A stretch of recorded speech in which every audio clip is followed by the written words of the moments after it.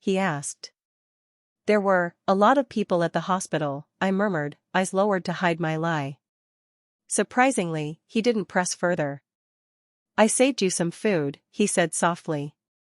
After dinner, Michael instructed me to call Sophia and apologize. I had no idea what mistake I had made, yet since he demanded it, I could only comply. The dining table was covered with fiery dishes, Sophia Baker's favorites. I forced myself to take a few bites, but the spiciness burned my mouth and brought tears to my eyes. Michael Wilson's expression darkened as he watched me. Suddenly, he stood up, his tone sharp. Emily Johnson, who exactly are you trying to impress? Can't you act normal on such a happy day? Gripping my chopsticks tightly, I blinked through the tears, swallowing a few mouthfuls of rice in silence. Michael's gaze lingered on me, heavy and unreadable. Then, with a cold motion, he tossed a jar of expensive scar cream in front of me. The Wilson family doesn't need you to eat this meal. Clean yourself up. Don't embarrass yourself at the wedding. I wanted to tell him that after a few more days, I would vanish from his life, never to humiliate him again. But before I could speak, he had already turned and left. After clearing the dishes and wiping the table, I quietly returned to my room to pack my belongings. Nothing here belonged to me anymore, not the home, not the warmth, not even him. I only took one thing, the small dress I had worn the first day I came here. Michael once said it held a special meaning. He had even framed it and displayed it proudly. But ever since Sophia appeared, the dress, like my silent love, had been pushed into a forgotten corner. I checked my flight details before lying on the bed. From the next room came faint, intimate sounds. I buried my head under the blanket, shielding my ears, but the glow of the phone screen still stung my eyes. The Wilson family had given me the best 10 years of my life. I should leave quietly, sparing Michael any further discomfort. Yet, before I go, I long for one final, selfish glimpse, Michael Wilson standing as a groom. Never been part of his world. The next morning, Sophia Baker appeared at my door with a white dress. I'm sorry you got hurt. The day after tomorrow is your birthday. To make it up to you, I asked Michael to host a celebration. Remember to dress up. He doesn't want to see you looking gloomy. I glanced at the dress, it was of cheaper material, with a rougher cut than any I had worn before. Once, my birthdays here were grand occasions. Michael always made time to personally prepare for me. But I knew better now. I shouldn't expect too much. Thank you, Aunt Sophia, I said softly. She left, clearly satisfied. On my birthday, I tried to cheer myself up. I carefully put on the earrings my mother had designed. The necklace that completed the set was long gone, lost when the Johnson family collapsed. Michael once promised he would find it for me. From downstairs, laughter and music rose, it seemed all the guests had already arrived. I couldn't delay. Lifting my skirt, I stepped onto the stairs. Halfway down, I stopped, frozen in place. This was not my birthday celebration. It was Michael Wilson and Sophia Baker's engagement party. Sophia stood at the center of the hall, radiant in a dress identical to mine, a dazzling necklace shimmering on her neck, the very necklace that had once belonged to my mother. All eyes turned toward me, their stares sharp and judgmental. Isn't that the adopted daughter of the Wilson family? Someone whispered. Mr. and Mrs. Wilson treat her so kindly, yet she dares to wear the same dress as the bride-to-be? How shameless. She's always been arrogant. Look at those earrings, surely stolen, another scoffed. Those who had once praised me now whispered venomously, siding with Sophia Baker as though I had committed some unforgivable crime. Heat flooded my cheeks, burning with shame. I wanted to explain, but before I could, my heel caught on my skirt. I stumbled forward, crashing to the floor in front of everyone. Laughter rippled through the crowd. Michael Wilson approached quickly, and for a fleeting moment, I thought he was going to help me up, just like before. Instead, he removed his jacket and threw it at my face. Take off the dress and leave. My ankle throbbed, but I forced myself to stand. His hand, which had extended toward me for a brief moment, withdrew as he said in a low voice, "Emily Johnson, my patience is limited." There was no point in arguing. He had already chosen his side. Limping, I returned to my room. The music from downstairs swelled, cheerful and cruel. I turned back just in time to see Michael Wilson take Sophia's hand and lead her onto the dance floor, the very dance steps I had once taught him. Tears threatened to fall, but I refused to let them. Instead, I shut the door, shutting out the music, the laughter, and the life that no longer belonged to me. "Can you come to the hospital to see me?" After all, Michael Wilson was the father of this child. Out of emotion and reason, I wanted to say goodbye to him. Michael Wilson hesitated for a moment and said, "I'll come over after this meeting." After hanging up the phone, I leaned back in my chair, staring blankly at the ceiling. Time passed slowly, and it wasn't until the nurse came to urge me that I snapped back to reality. I wanted to send Michael Wilson a message to ask where he was. When I opened my phone, I saw a new post from Sophia Baker, "Spent the whole day shopping with me, thinks even a diamond ring the size of a pigeon egg is too small. He wishes he could give me the best of everything in the world." I stopped expecting anything and liked the post before following the nurse into the operating room. The surgery went smoothly. In a few days, I would quietly leave Michael Wilson's world, just like this child. The Wilson family was busy preparing for the wedding, caught up in a whirlwind of activities. No one wanted to see me, so I obediently stayed in my room to recover. The wedding day was bustling with excitement. Michael Wilson took a moment from his busy schedule to come to my door and locked it. "Emily Johnson, I'm doing this for your own good," he said. "This way, Sophia can feel at ease." We looked at each other through a locked door. Through the crack, I vaguely saw Michael Wilson in his wedding attire. The gray suit made him appear dignified and stern, but not quite as I had imagined. I smiled. I smiled and said, "Michael Wilson, I wish you happiness.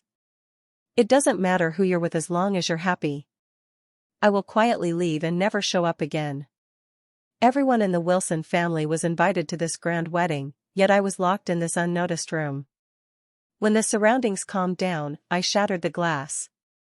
I left the place I had lived for 10 years without any hesitation, boarding the plane without any attachments. Just as the plane was about to take off, the person next to me mentioned some shocking news. Michael Wilson had run away from his wedding. I heard he made a call just before the wedding, but no one answered. He panicked immediately. He was desperate to go home and check things out. Mrs. Wilson was not pleased and stopped him. After a few arguments, Mr. Wilson actually just left the bride and drove away. Both the person next to me and I were shocked. Michael Wilson had always been the heir of the Wilson family since he was young, reserved, and rarely showed his emotions. How could he do something like this on such an important day? Could it be for me? The moment that thought crossed my mind, I dismissed it. What am I to him? A sister or a daughter? Are you a lover or a mistress? I have nothing. She's just worried that I might cause trouble at the wedding. I stopped thinking about it, put on the blindfold, and leaned back in the chair to sleep. It's been a long time since I've had a good sleep. I dreamt of many past events. In my earlier years, I relied on Michael Wilson's affection and often ignored the rules of the Wilson family, sneaking out to have fun at night. One time, Michael Wilson woke up in the middle of the night and couldn't find me, nearly crying out of worry. When I apologized to him, he held me tightly and said, "It's okay, Emily, just as long as you come back." Back then, no matter how much trouble I caused, he always supported me unconditionally. But this time is different. I won't go back. He should be happy. Without me as a burden, he can have a good life with Sophia Baker. After waking this time, everything with Michael Wilson is behind me. We'll live our own lives from now on, and the barrier between us is no longer that door, but an insurmountable ocean. We will never see each other again. After getting off the plane, Great Uncle Johnson's butler came to pick me up. He looked apologetic and said, "Ms. Johnson, the sir asked me to apologize to you on his behalf before he passed." Ms. Johnson, I haven't heard that title in a long time. Since coming to the Wilson family, Michael Wilson specifically asked the staff to omit that surname when addressing me, hoping to eliminate the distance in my heart and bring us closer together. At that time, how could we have imagined that one day we would become the most familiar strangers because we drew a line between us? Uncle Lee, the butler, saw my melancholic expression and thought I was still upset about the Johnson family past. He sighed gently and said, "Sir, you haven't been able to let go of this knot in your heart all these years." He said he shouldn't have stayed out of it when the Johnson family incident happened. Some things in this world are far more important than money. For the sake of momentary pride, he lost the most important thing in his life and regretted it until his death. I replied lightly. It's all in the past now. It's meaningless to be entangled in past choices. One must always look forward. Uncle Lee, take me to pay respects to Great Uncle Johnson. I have something else I need your help with. The Wilson family has done me a favor. That favor has already been repaid. Let's settle it with money. I know Michael Wilson doesn't care about this money. I simply don't want to owe him anything. Once the favor is settled, I can completely let him go. Uncle Lee took me to familiarize myself with the various properties left by Great Uncle Johnson. His business was substantial, involving many industries, and he even had considerable dealings with the Wilson Corporation. While reviewing documents, I saw Michael Wilson's name on a contract. These 3 words hold significant meaning for me. In the past years, this name appeared on my exam papers and on countless checks. It once gave me everything. Unfortunately, I didn't pay attention at that time. I was distracted for 3 seconds, then got back to my busy work. Just as I was settling in, my assistant came in without knocking. Ms. Johnson, this document needs your signature. I put down my pen and frowned at him. He silently lowered his head and said, "I'm sorry, I won't disturb you while you're working next time." "There won't be a next time, just leave." I continued to flip through the documents, and as I rubbed my wrist, I suddenly thought about my earlier action. It really resembled Michael Wilson. I realized I couldn't completely forget him. Because I am the rose he personally nurtured, every part of me reveals his shadow. We have long merged into one, inseparable. I looked up at the window. It should be evening back home now. What is Michael Wilson doing? Would he remember the 10 years we lived together because of a habitual gesture? I thought for a moment, then shook my head and smiled. That's all in the past. Why think of him again? Although some things are hard to forget, I've already let go. I'm busy every day, constantly in meetings and dealing with paperwork. The entire weight of the company is on my shoulders, leaving me no time to reminisce about the past. That day, the new assistant informed me that an important client was coming for a meeting. I didn't ask much and was taken to the conference room. As soon as I walked in, I saw that familiar face. He was bathed in bright sunlight, but his face looked gloomy. "Mr. Wilson, this is our new Miss Johnson. Don't let her youth fool you. She is very decisive and truly has the charm you had when you were young." Michael Wilson remained silent, his gaze fixed on me. "Emily, long time no see." I was taken aback. He actually came and called me Emily. However, I quickly realized that this meeting was probably just a coincidence. To Michael Wilson, career has always been the most important thing. I forced a smile that was both gracious and somewhat distant. "Hello, Mr. Wilson." Michael Wilson's eyes slightly widened, his tone filled with disbelief. "What did you just call me?" Initially, I called him Michael because of his favoritism, hiding my feelings. Later, I faced reality and referred to him as Uncle Michael, drawing a line. My love for him ended that night, and my feelings for him stopped at his wedding. Now, we are just business partners. I should call him Mr. Wilson. I can only call him Mr. Wilson, so Mr. Wilson and Ms. Johnson have a good relationship. That's great. About this contract.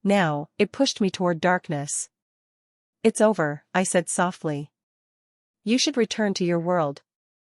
I need to move forward in mine." I was no longer the naive girl who followed Michael Wilson everywhere. I had grown up, built a career, and learned to stand on my own. In the adult world, distance is everything. Michael and I had known each other for years, yet I understood him best when he hurt me, choosing pride and appearances, hurting me again and again for Sophia Baker's sake. That was when I realized I could never go back.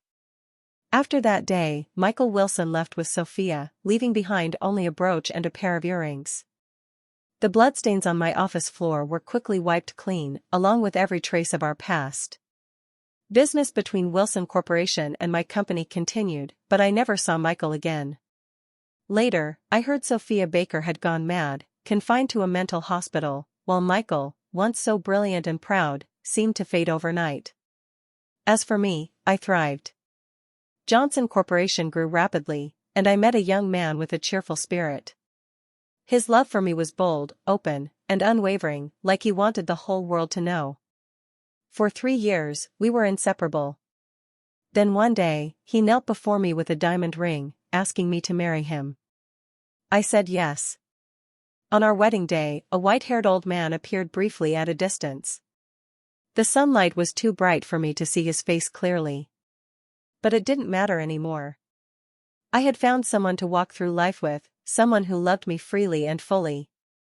And from that day on, I lived happily, leaving Michael Wilson, and all that pain, behind forever.